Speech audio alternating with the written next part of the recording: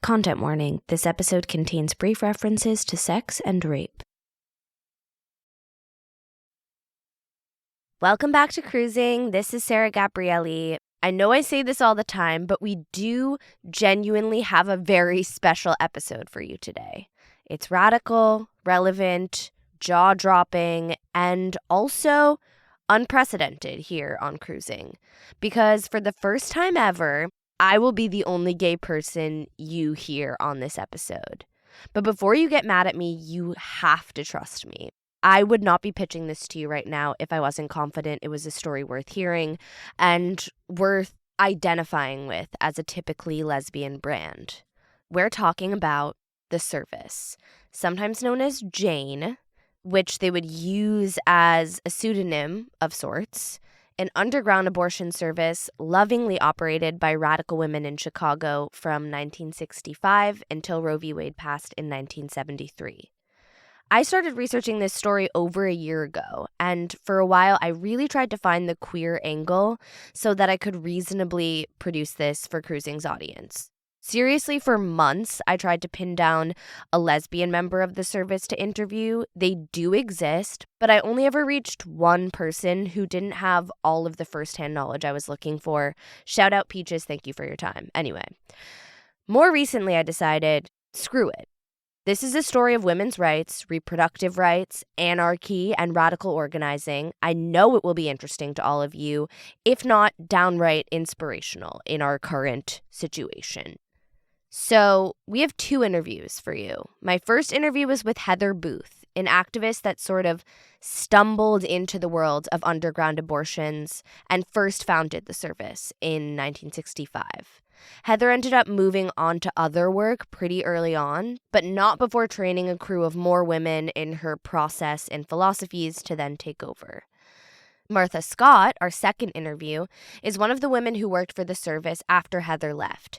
She was there on the front lines for all of the excitement that you'll hear about in the later part of the episode.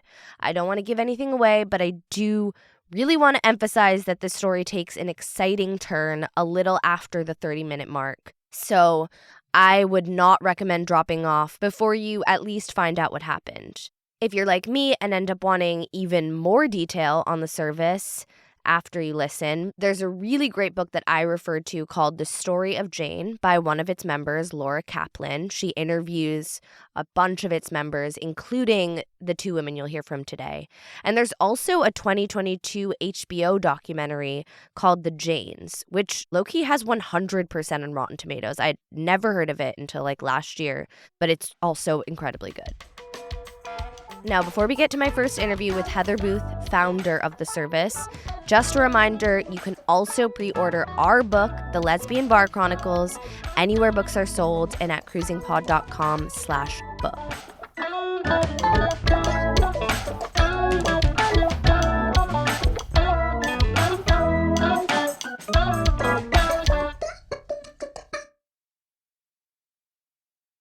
What life was like.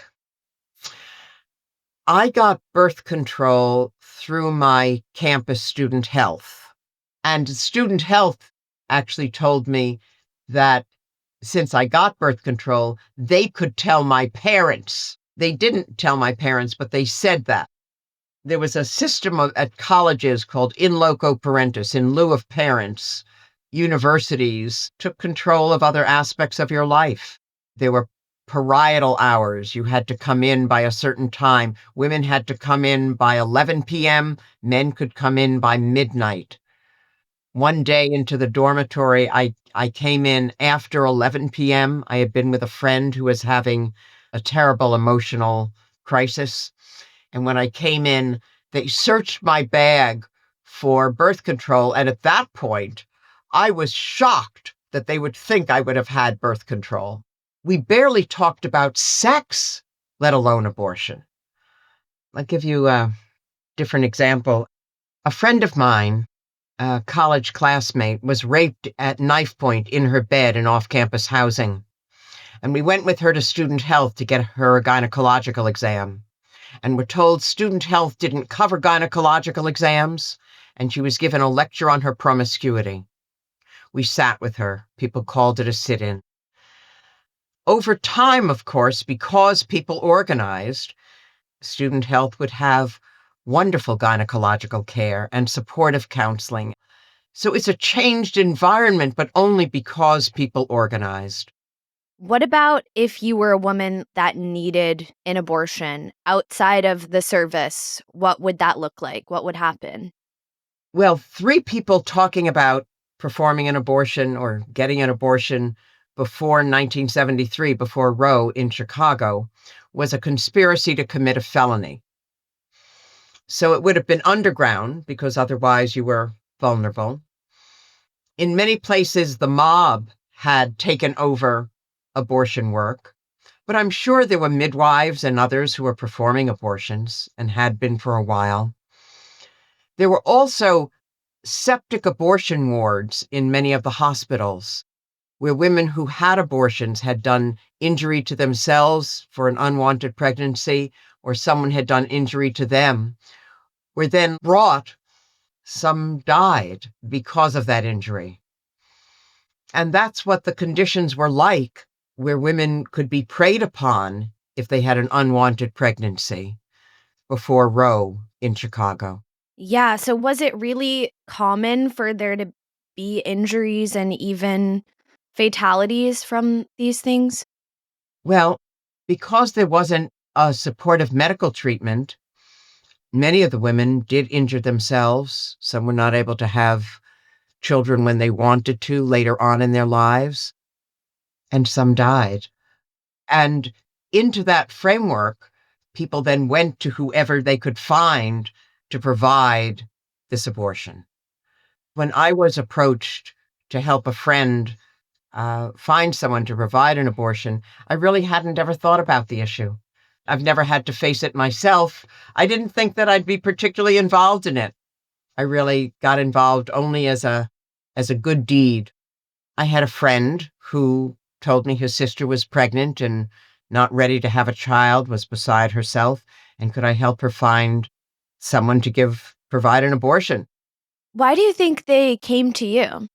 He came to me both because we're friends and also because I was a leader in a number of the student organizations. I had been in the civil rights movement, was very active, was head of the Friends of SNCC, Student Nonviolent Coordinating Committee chapter on the campus and student government and other things. He might have asked other people, I don't know. But when he asked me, my reaction is I didn't really know what to do, but I would try and help out as best as I could. That's how it all began. And so Dr. Howard was in Chicago. I contacted him. He made the arrangement, and I thought that was it. I thought I had done one good deed, and I didn't really think much more about it. But then word must have spread, and someone else called. And I hadn't talked to anyone about it, so the woman who came through must have mentioned it. And I made that arrangement with Dr. Howard, and then word spread, and someone else called. And at that point, because I'm an organizer, having learned organizing from the civil rights movement, I decided I should set up a system. So I spoke to Dr. Howard about what's involved. What do you do beforehand? What do you do afterward? What did he charge? It was $500, which was then an enormous amount of money. And so as more and more people came through, I asked, could we do two for the price of one? Could we do three for the price of one? If someone came through and had no money, would he take that person? But there were others coming through who could pay. Was this a big operation, this initially working with Dr. Howard? Like, was there sort of plans in place to keep it under the radar? It really wasn't. I didn't realize that it was gonna be as big an operation as it became. More and more women came through. At that point, I started when I was living in a dormitory, and then I was living in off-campus housing.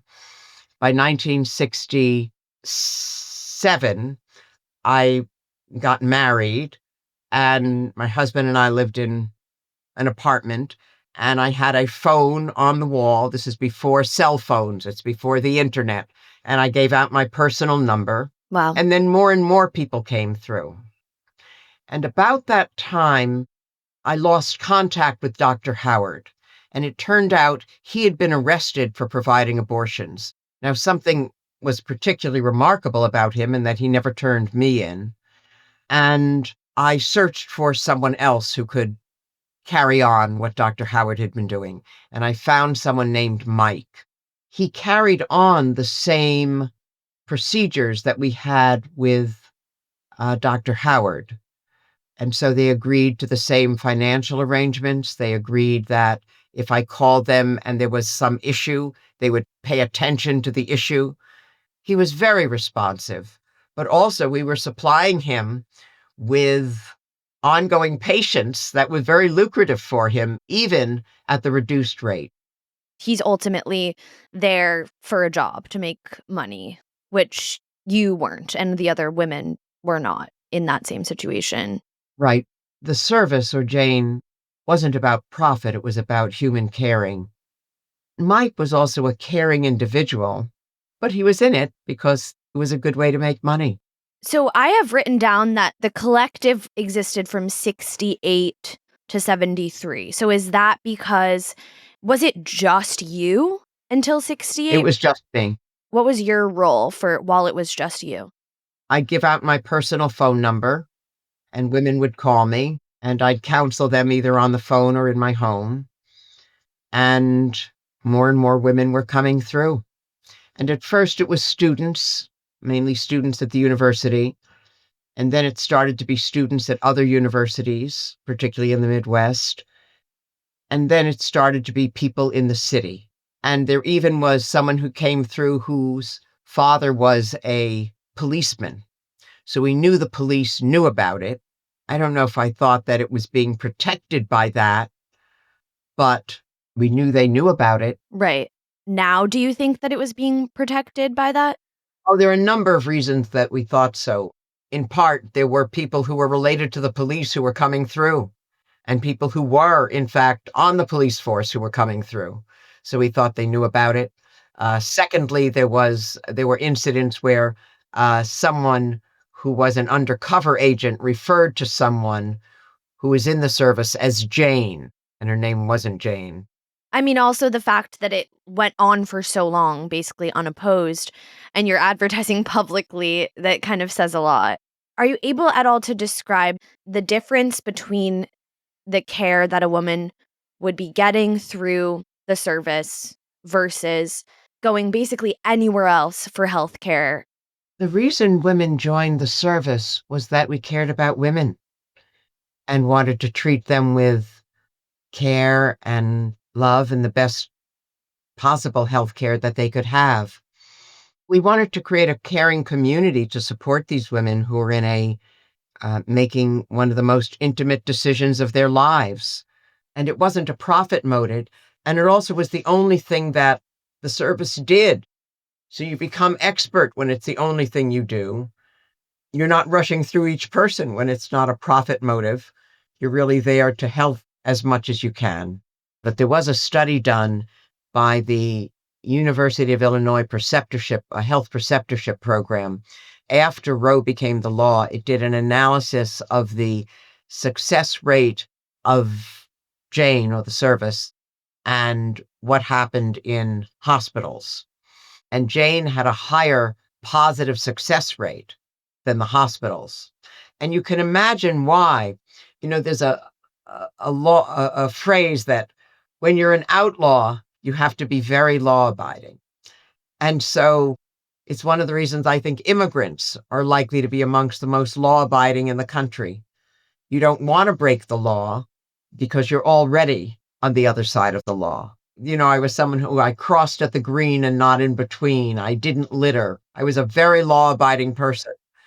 Unless you decide there's some laws that are just unjust and you have to go to the other side. Was this the first time that you were thinking about the law like that, or is that a sort of radicalization that you'd had previously? When I was in the civil rights movement, when I was 18 years old, I went to Mississippi in the Freedom Summer Project. That's when Northern students were recruited to support very courageous African Americans in Mississippi who were struggling for the right to vote and to be treated with any dignity and respect. And while I was supporting a voter registration effort, just holding up a sign saying freedom now, and moments later, I was arrested. It was the first arrest I ever had, and I was so shocked. I was arrested because they didn't want African Americans to register. So I already had a taste of what it means to confront an unjust law, unjust police, unjust sheriff. But because people organized, within a year, we won a Voting Rights Act. And with abortion, we won Roe because people organized. What happened till 68, I was working on it myself, and I stayed with it probably till about 68, 69. I started the counseling in 65. By 68, I was pregnant, about to have my first child after I got married. I was in grad school trying to get a graduate degree. I was working full time, and I had very active movement work in other areas. And it was just too much. And so I'd go to meetings and say, if you're interested in working on abortion, come see me. Like, what kind of meetings would these be? Community meetings, civil rights, women's movement against the war in Vietnam. I recruited other women and then transferred all the information I had about working with Mike, how we did consulting, we did role play training. And when I felt everyone had all the information, then I passed it on to them. Yes, online shopping is quite literally at our fingertips, but that doesn't mean it's always simple to buy. Whether it's trying to remember one of a million different logins so you can actually place your order, or getting almost all the way through checkout before realizing your card is nowhere near you, there are many hiccups that can get between you and placing that order. Which is why it's such a relief when you see that purple pay button that has all of your information saved, making checkout as simple as a tap of your screen. That iconic purple Shop Pay button is why Shopify has the best converting checkout on the planet, meaning less carts going abandoned and more sales going to you. Shopify is the commerce platform behind millions of businesses around the world and 10% of all e-commerce in the US, from household names like Thrive Cosmetics, Gymshark, and Allbirds, to brands just getting started. And they're not just great at converting sales. If people haven't heard about your brand yet, Shopify can help you find your customers with easy-to-run email and social media campaigns. And they have world-class expertise in everything from managing inventory to international shipping to processing returns and beyond. Tackle all of those important tasks from one place, making your life easier and your business operations smoother. See less carts go abandoned and more sales go with Shopify and their Shop Pay button. Sign up for your $1 per month trial today at shopify.com/realm. Go to shopify.com/realm. That's shopify.com/realm. Hi, this is Rob Benedict. And I am Richard Spate. We were both on a little show you might know called Supernatural. It had a pretty good run, 15 seasons, 327 episodes. And though we have seen, of course, every episode many times, we figured, hey, now that we're wrapped, let's watch it all again. And we can't do that alone. So we're inviting the cast and crew that made the show along for the ride. We've got writers, producers, composers, directors, and we'll of course have some actors on as well, including some certain guys that played some certain pretty iconic brothers. It was kind of a little bit of a left field choice in the best way possible. The note from Kripke was, he's great, we love him, but we're looking for like a really intelligent Duchovny type. With 15 seasons to explore, it's going to be the road trip of several lifetimes. So please join us and subscribe to Supernatural Then and Now. The Regency era. You might know it as the time when Bridgerton takes place, or it's the time when Jane Austen wrote her books. The Regency era was also an explosive time of social change, sex scandals, and maybe the worst king in British history. Vulgar History's new season is all about the Regency era, the balls, the gowns, and all the scandal. Listen to Vulgar History Regency era wherever you get podcasts. Oh, please, not that music. That music gives me nightmares from my childhood. Could we get something a little bit lighter, some lighter music here? Are you a fan of true crime TV shows? And what about Unsolved Mysteries, the show that jump-started all of our love of true crime? I'm Ellen Marsh. And I'm Joey Taranto. And we host I Think Not, a true crime comedy podcast covering some of the wildest stories from your favorite true crime campy TV shows all the way to unsolved mysteries. Baby, you will laugh, you will cry, you'll think about true crime in a whole new way, and you'll also ask yourself, who gave these people mics? New episodes of I Think Not are released every Wednesday with bonus episodes out every Thursday on Patreon. And every Monday, you can listen to our True Crime Rundown, where we go over the top true crime headlines of the week. So come and join us wherever you listen to your podcasts. My name is Martha Scott, and many years ago, in the late 60s and early 70s, I was part of an organization called the Abortion Counseling Service, which nowadays has taken on the name the Janes, which is something we never called ourselves, but I understand it's an easy way for people to refer to us. Since when we were set up, if people wanted to contact us, we left a phone number that said, "Pregnant, don't want to be, call Jane." How did you first become interested in the topic of abortion? So what happened to me is I had a friend whose name was Madeline, who also had a bunch of little kids, and we used to go to the playground. We lived across the street from one another. And she said to me one day, I do this interesting thing, which is one evening a week, I counsel someone who is going to have an illegal abortion. And I do this with a group of people who help women find safe illegal abortions. And the amount of commitment is not enormous, but it's very satisfying. I thought, yeah, I could do that, one evening a week. So I joined this group, which was the Abortion Counseling Service. And what this group did, as far as I could tell, was help women who needed abortions to find them in a way that would be two things, both safe and empowering. Because it was very clear from the first meeting of this group that this had a lot of feminist politics behind it, which I found very appealing. I had never been in a situation like that before, but I thought, damn straight, that's absolutely true. Here's something we're not allowed to do when we need to or want to do it, and there's a reason for that, and the reason is the patriarchy. So I did what I think is very common in these situations. I started out at kind of a low level. So what was that first meeting like? What did it consist of that makes you say it was like sort of the politics were clear? We met in somebody's home, and the people who had been part of the group before, or was still part of the group, talked about what they did. And the emphasis was really on the work. The emphasis was not on politics. But in the course of it, it was really clear that nobody would be doing this work if they didn't have a political agenda. So it was, this is the way we work. We try to advertise that we do this illegally, but bear in mind, whatever we're doing is illegal, what you're doing is illegal. The women who you actually contact, they are not so much doing anything illegal. There was also a lot of talk about the way in which it was set up. So people would call in and they would say, my name is Sarah, and this is my phone number, and call me back. And they would get a call back from what was referred to as a callback Jane, who said, hi, this is Jane calling. What is this about? And then that information would be collected. That information would be put on little cards.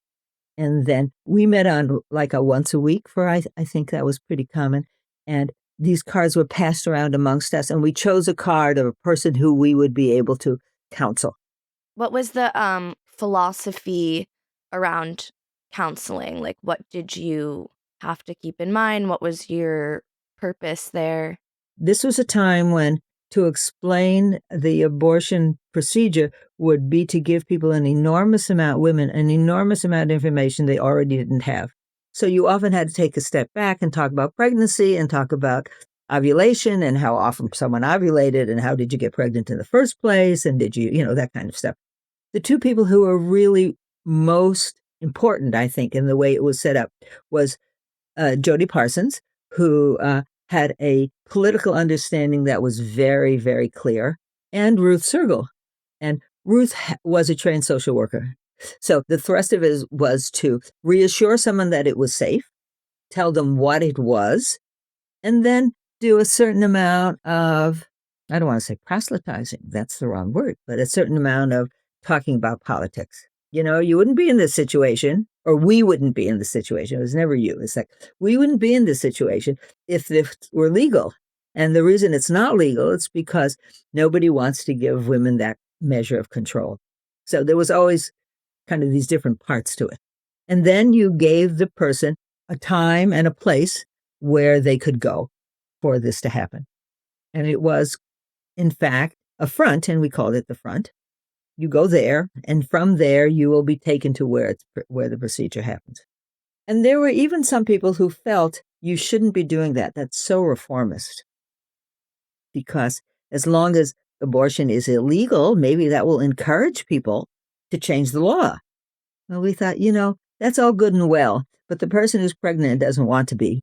You do not want to put her in a situation where she's going to do something terrible to herself, or for that matter, give birth to a child she cannot care for. So our orientation was very much immediate.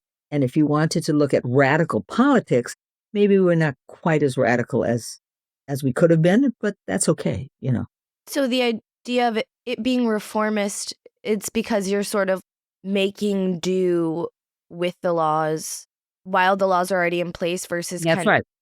But then there's a whole other perspective, which is that if enough people are not abiding by a law and the culture shifts, then thus the law will more likely change. And in fact, we did have some sense that a culture shift was going on. In the course of my being in this group, it became legal in different states.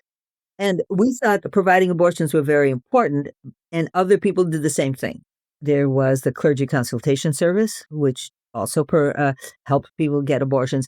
I had no idea about the clergy consultation service. It's so interesting to me. Can you explain what that was?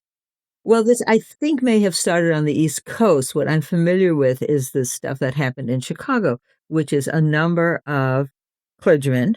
I don't believe there were any Catholic priests, but Protestant clergymen and Jewish rabbis got together and said, we can help people who need abortions because we think that abortion should be available to women. And if they come to us, we will counsel them about what the deal is and provide them with ways in which to act on it. What's their sort of religious ideology around the fact that they're taking this stand?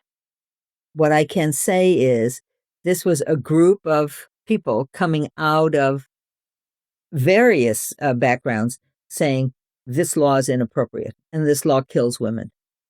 And insofar as we think the law itself is inappropriate and destroys people's ability to make a reasonable choice, and in fact often destroys people, we can do something about that. These were mainstream Protestant pastors and rabbis. They did not adhere to the idea that fetal life overwhelmed women's lives.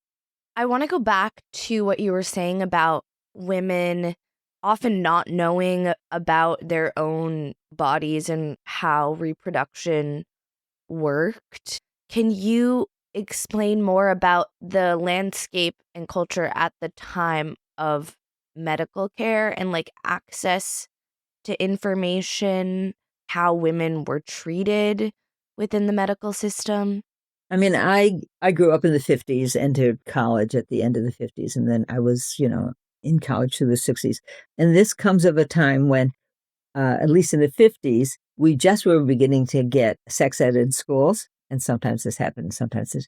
And I sometimes look back on that and I say, what did they think they were doing? This is so bizarre. You learned absolutely nothing. I mean, really nothing.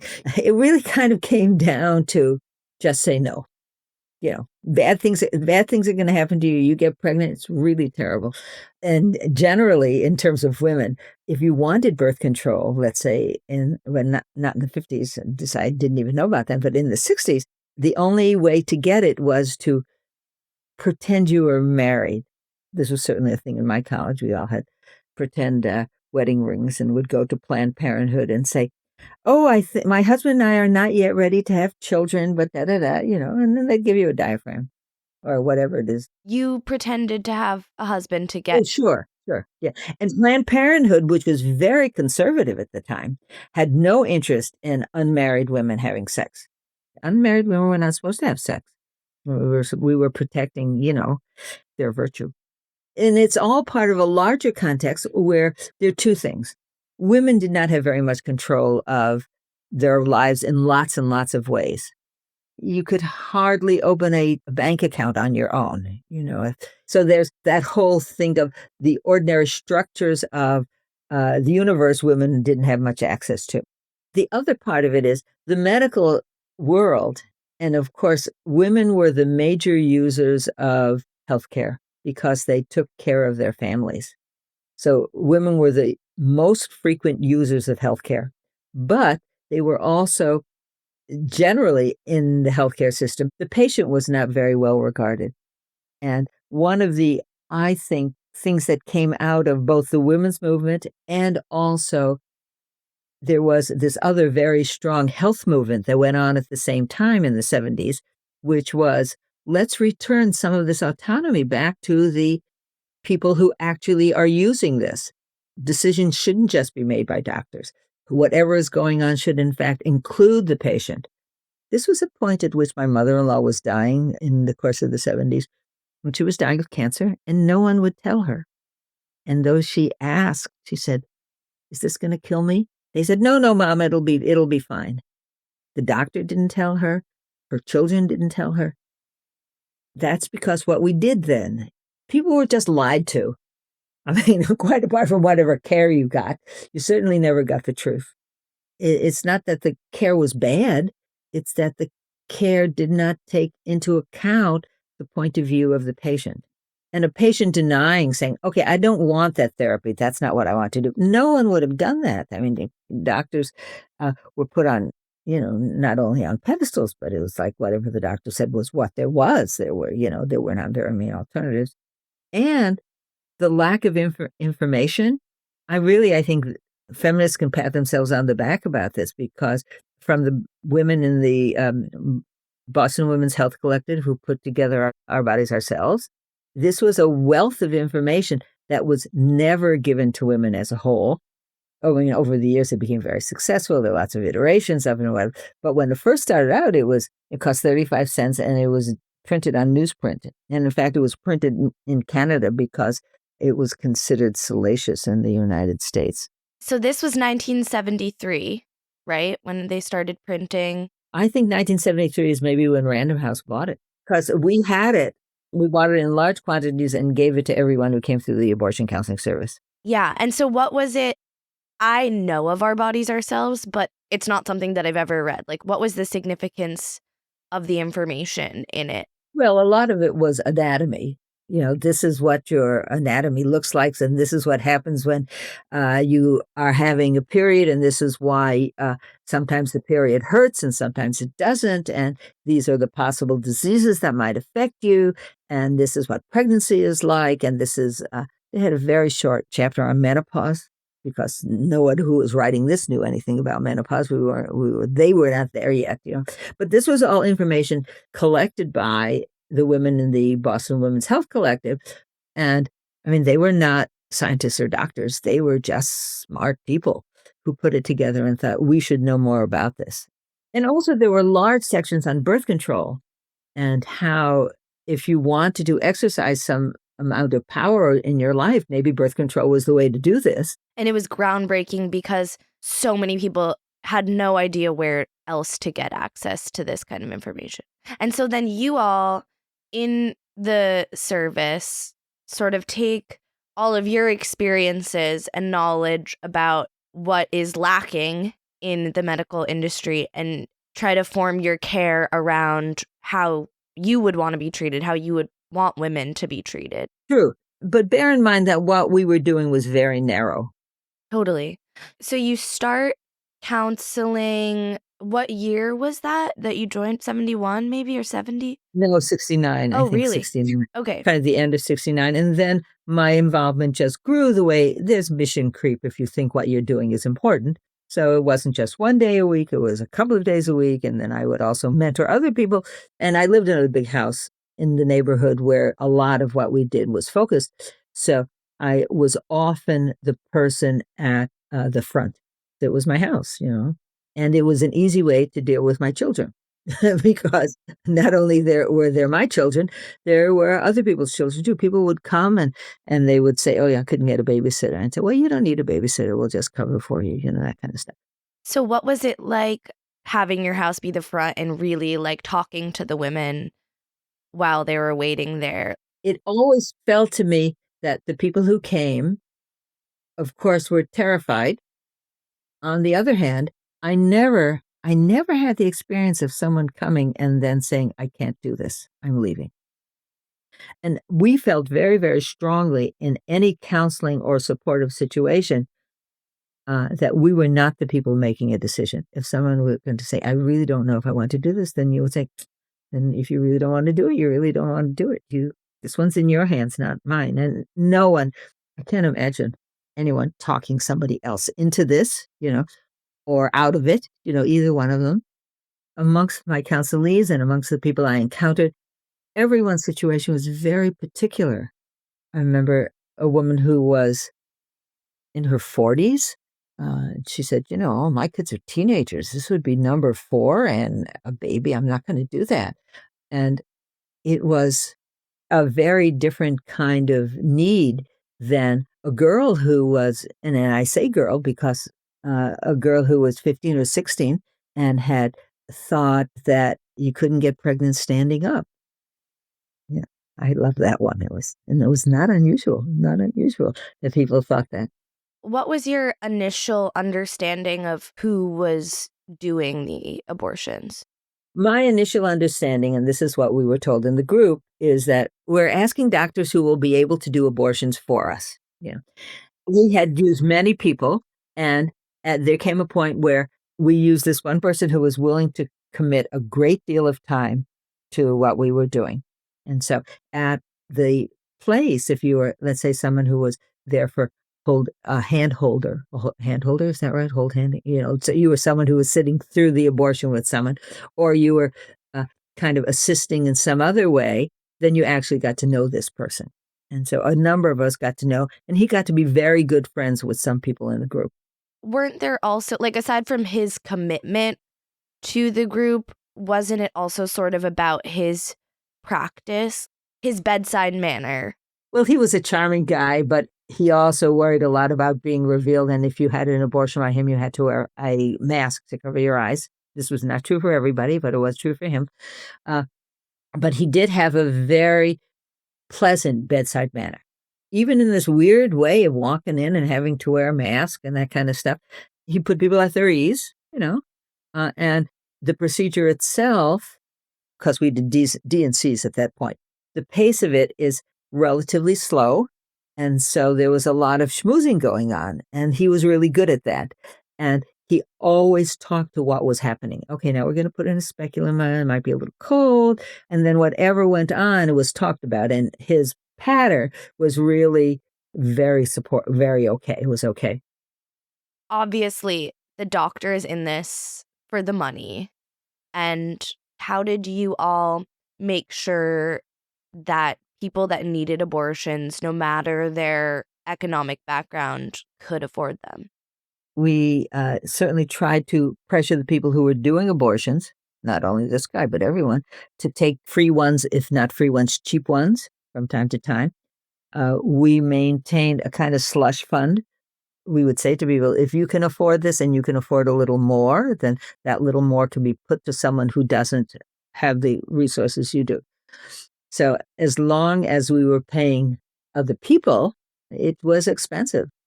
I mean, I don't mean to speak badly of Mike in this situation, because of course he's doing it for the money. But the fact is, there was a personal and emotional part that came in.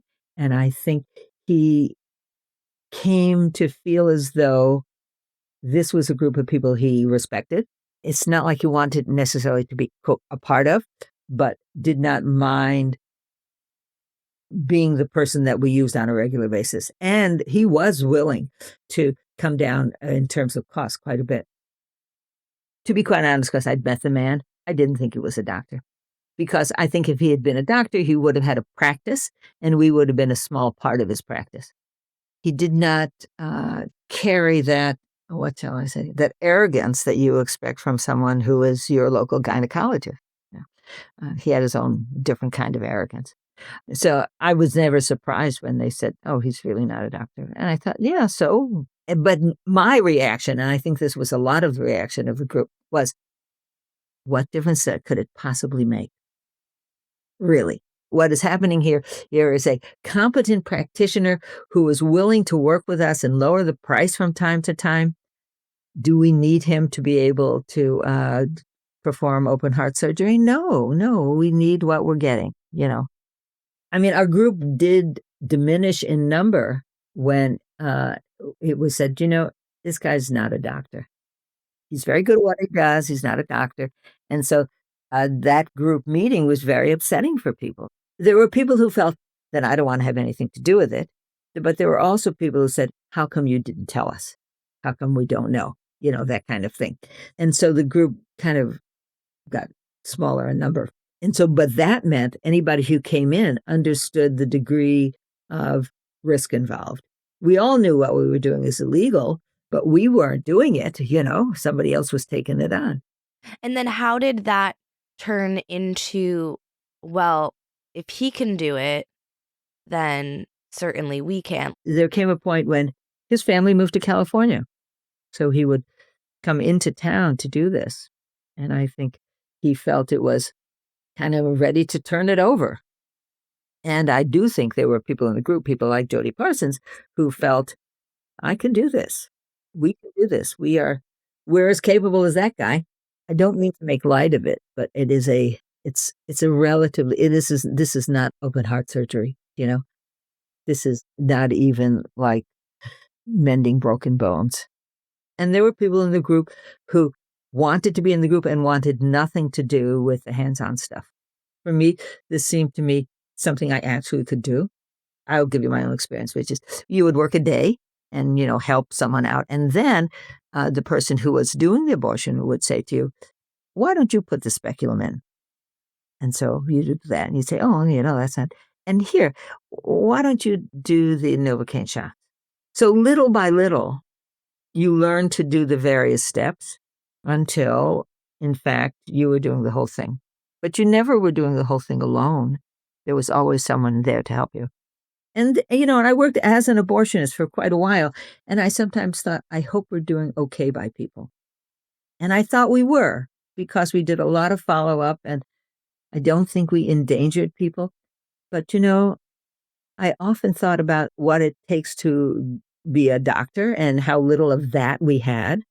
And all I could think of was, well, the next person who is coming through the door is somebody who really needs an abortion. She does not need me to have gone to medical school. Yeah. So obviously when the women are doing the abortions, the pay structure can completely change. That's right. What we did is we told people it was $100 a pop. And if they didn't have that, then they didn't have it. They could pay us whatever they had, And sometimes people said, well, I don't have anything.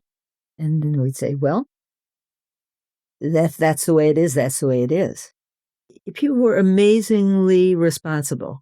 One of the people in the group, Sakina, likes to tell this story about how a woman contacted her at her home and gave her $10 a week until she paid it off, that kind of stuff.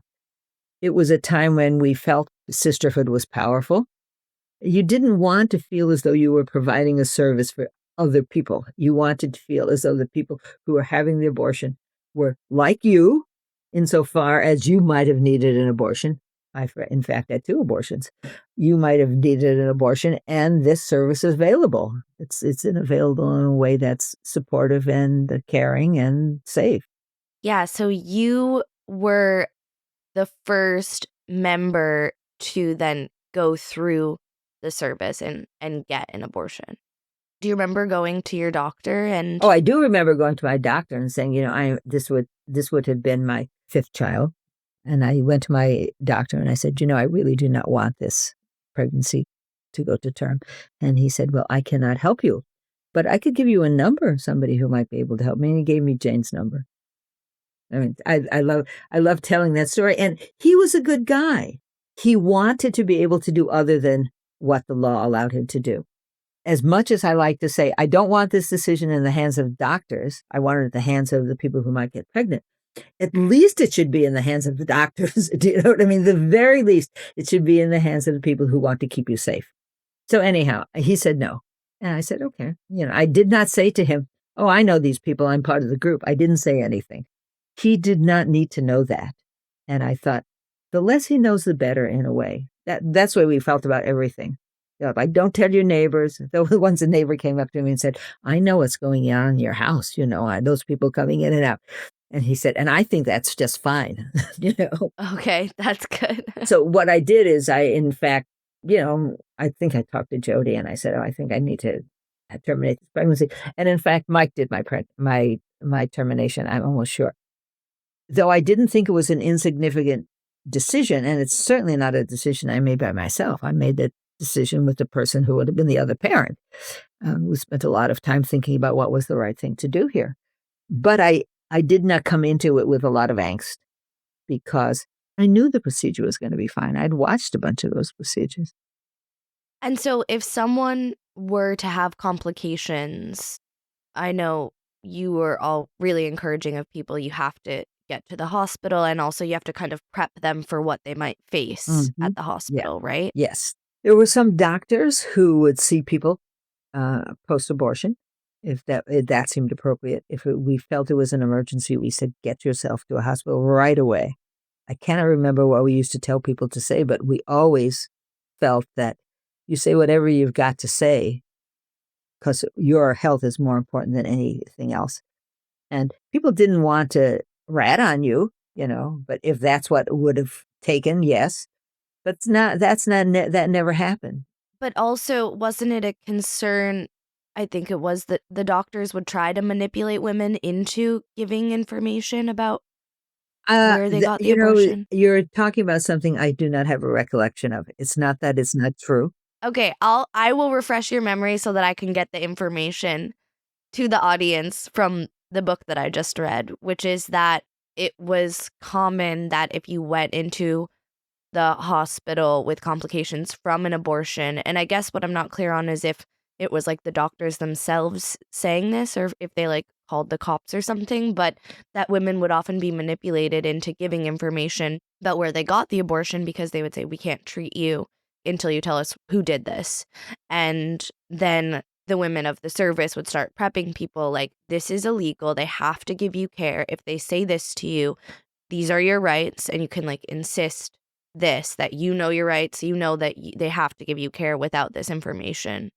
Because I guess it sounds like that was a common thing that would happen if they were going to. It's true, but it also depended where they went, Right. I mean, if one chose to go to a Catholic hospital, you were really in trouble. Eventually, you all sort of transition out of using Mike entirely. And I think that's also partially because of his circumstances and stuff. Right. He was really willing not to be there anymore.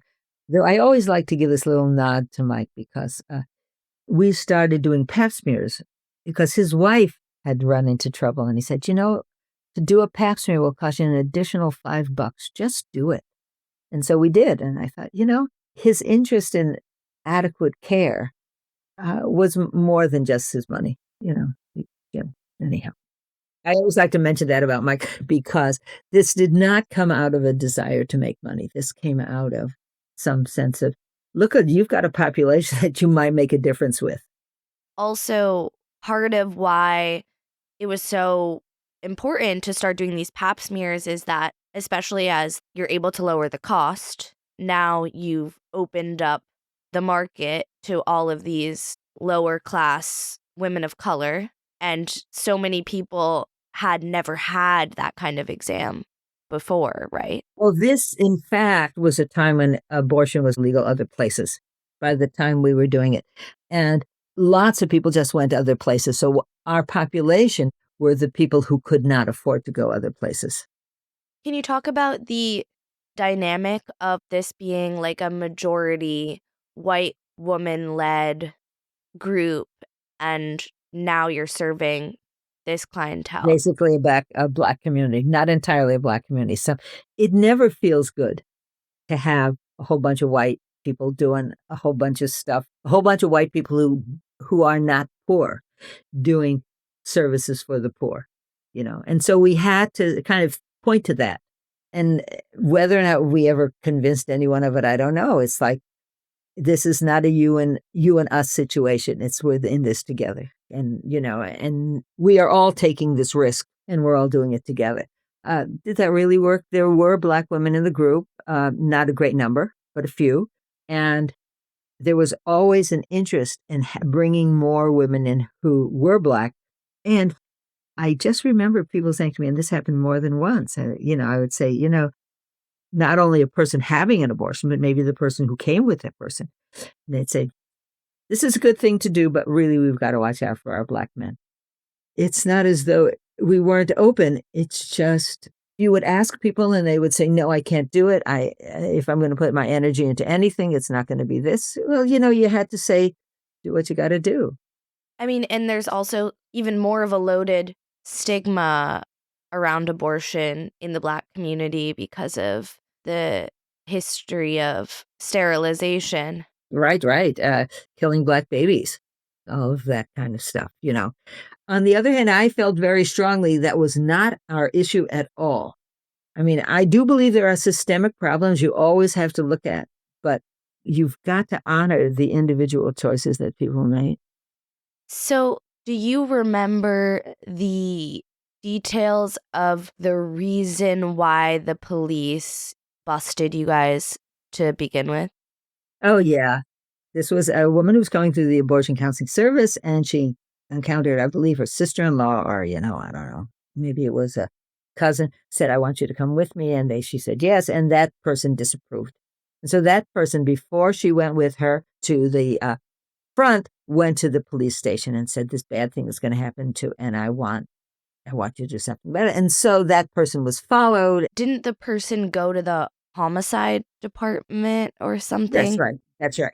I talked about this with Heather a little bit, but we can kind of assume that the cops didn't want to deal with this. This was someone forcing their hand, and they obviously, it's clear that they knew at times that this was happening. No, I think the thing that's significant about this is that these were people who didn't know. These were cops who didn't know us. And it's not as if there weren't people who did know us. Did they not want to do it? I do not know if that's true. I have heard that story, but the fact is they seem to have taken when it was actually happening, they seem to have taken a great deal of pleasure in it. As this, they were doing something important, from my point of view. And they, of course, they act exactly like cops, like you would expect. I mean, the amount of respect they brought into the situation was both for the practitioners and for the people who were waiting. And I agree that they may not have known heads or tails of what was going on, but I think that they were happy to be in on the bust. That was kind of fun for them. So what are your memories of what happened that day at the bust? There were people waiting to have abortions, and there was no one actually having an abortion. So that was a good thing. And we were a group of people who were working, and we were prepping a room, and we closed the door on that room, locked the door on that room. And she said, we should throw the instruments out the window. So these guys come in and they're looking around and say, okay, where's the doctor? Where's the doctor? Well, of course there isn't any. Well, there is someone who's performing abortions, but there isn't any doctor. Where is he? Which we found very amusing in its own way, but not so amusing as we were all taken down to the station. And that means everybody was taken down to the station. And this was true both from the place we were working and from the front also. What did you do with the cards with different people's information? That was not us. That was the people in the front. They actually had cards. And Sheila talks about how, well, we'll eat the cards, and I thought, well, maybe they did, maybe they didn't. I never ate an index card, maybe other people. But we were all taken down to the station. And that at the front, that included all the people waiting and their children and their friends. And, it's kind of like cops thought, well, how do we sort this out? Well, eventually they sorted it up. And of course, the thing was, we said to everyone, and we were the person saying it, you don't have to say anything. So the person saying you don't have to say anything are obviously the people who should be pinpointed, which was okay. I mean, it was perfectly okay that we who actually were doing the work should be the people arrested, as opposed to the people who are waiting to have abortions or having had abortions. There was at least one woman who had an abortion. So then we were all carried down to the women's lockup and were fingerprinted and pictured. And then we spent the night in jail. Most of the other women in the women lockup had been picked up for prostitution. Someone said, well, what are you going to be charged with? And we said, abortion. And they just laughed. They said, this is a crime? It was like, it was a crime. They were very interesting in there.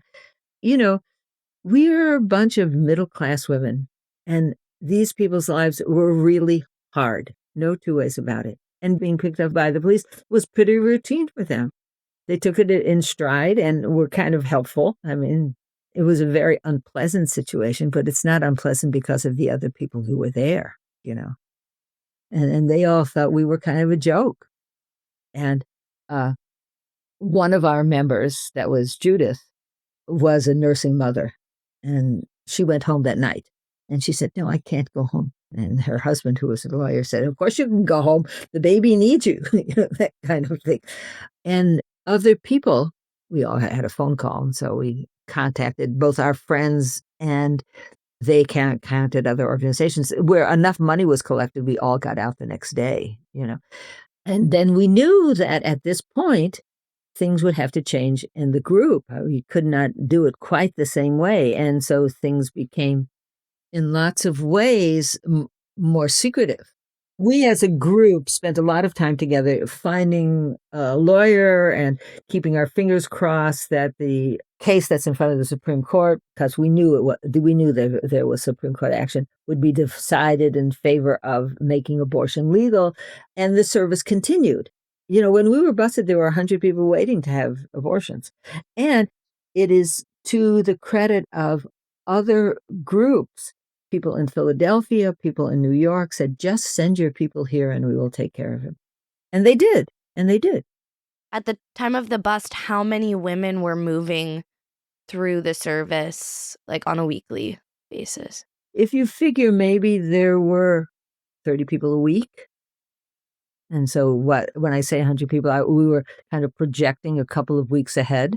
I mean, we had our own protocols that may or may not have been appropriate, but they made sense to us, because if someone called and they were 10 weeks pregnant, they'd say, oh, you're on schedule for tomorrow. Somebody called and said they thought they were 6 weeks pregnant. They said, well, how about the week after tomorrow? So I'd say we were doing about 30 a week and there were about 100 people waiting and they got taken care of. That's not talked about very much when we talk about the abortion counseling service, because this was done by the people who weren't arrested, but it was also done by these other groups and other places that, once we were arrested, knew what we were doing. Maybe they hadn't known it before. They might have known a little, but, now they actually knew. And they said, we can help in places like in New York, where it was legal. Yeah, I cried when I read that part of the book of the other groups coming together. Yeah, it's when you think about it, it's one of those things that you'd say, yeah, that's what's supposed to happen, and it did. It did.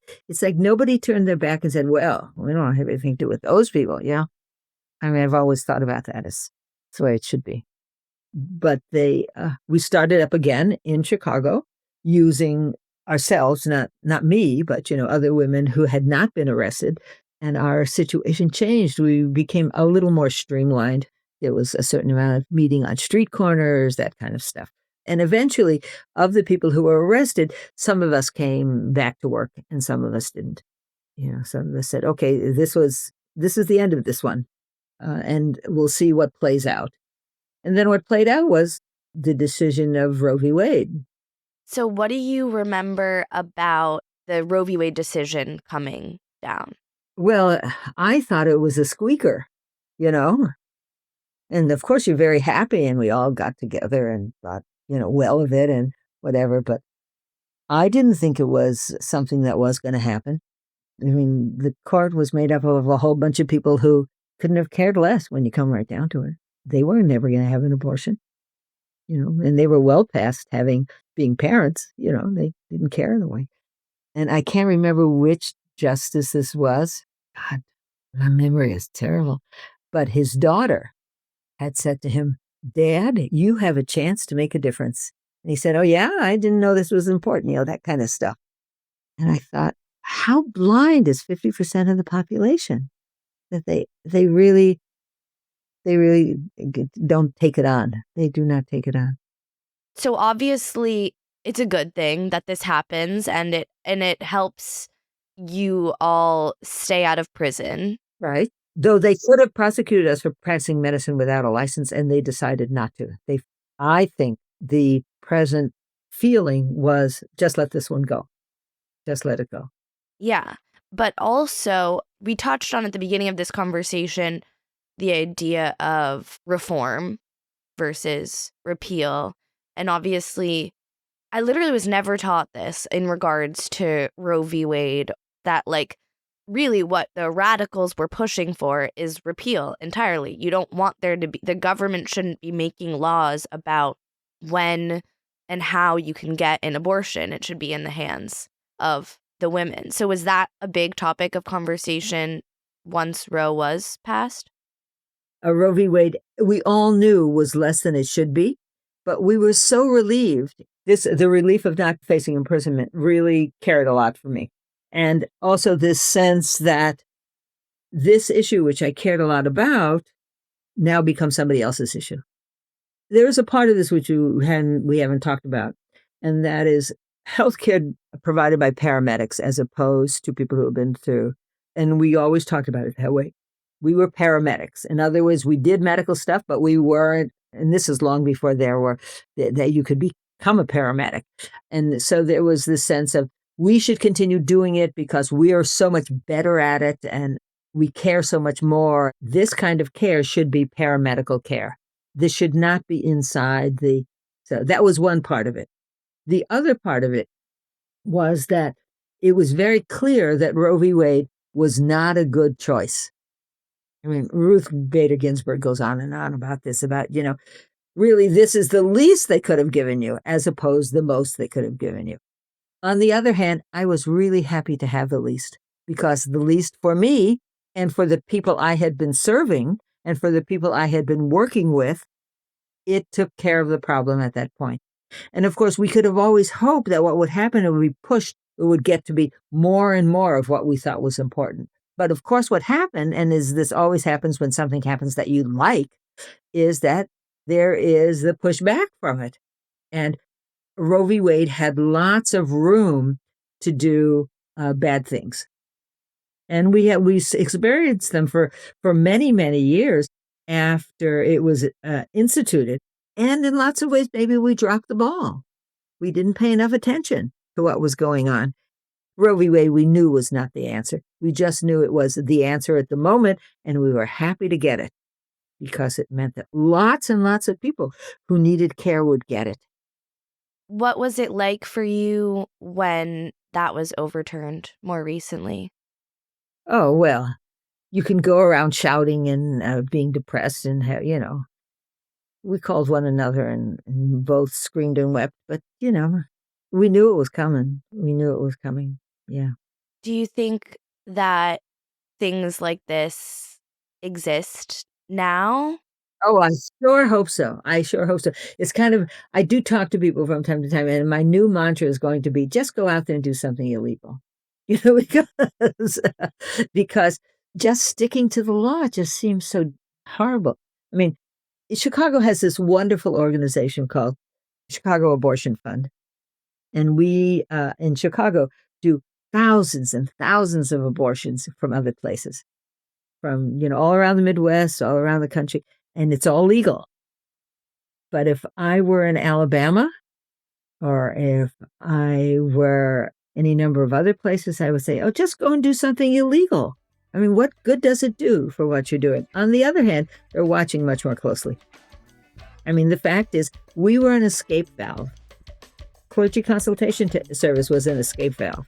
New York was an escape valve, so that people wouldn't die and there wouldn't be a whole outcry. But There are no escape valves of that sort right now. Thanks for listening to Cruising. If you like this episode, please consider leaving us a 5-star review. It really helps others discover our podcast. Cruising is produced by a small but mighty team of 3 queer women, Rachel Karp, Jen McGinnity, and me, your host and editor, Sarah Gabrielli. Our theme song is by Joey Freeman. You can support us at buymeacoffee.com/cruisingpod. Follow us on social media at cruisingpod, on Substack, cruisingpod.substack.com, and at our website, www.cruisingpod.com. For 8 years, we've been asking the same question over and over again. How did this happen? My name's Mandy. And I'm Melissa, and we're the hosts of Moms and Mysteries, the true crime podcast with over 55 million downloads. We're 2 Florida moms who are obsessed with mysteries. Each week, we do deep dives into fascinating true crime stories. We cover everything from infamous cases like Casey Anthony to the bizarre and complex crimes right here in our home state, like the shocking murder of FSU professor Dan Markell. We bring you the facts, but with warmth and wit you'd only get from 2 friends who have been hooked on mysteries since childhood. Join us for new episodes of Moms and Mysteries every Tuesday and Thursday. Listen to Moms and Mysteries on Apple Podcasts, Spotify, or wherever you get your podcast. If Bravo drama, pop culture chaos, and honest takes are your love language, you'll want All About TRH podcast in your feed. Hosted by Roxanne and Chantel, this show breaks down Real Housewives reality TV and the moments everyone's group chat is arguing about. Roxanne's been spilling Bravo tea since 2010, and yes, we've interviewed Housewives royalty like Countess Luann and Teresa Giudice. Smart recaps, insider energy, and zero fluff. Listen to All About TRH podcast on Apple Podcasts, Spotify, or wherever you listen. New episodes weekly.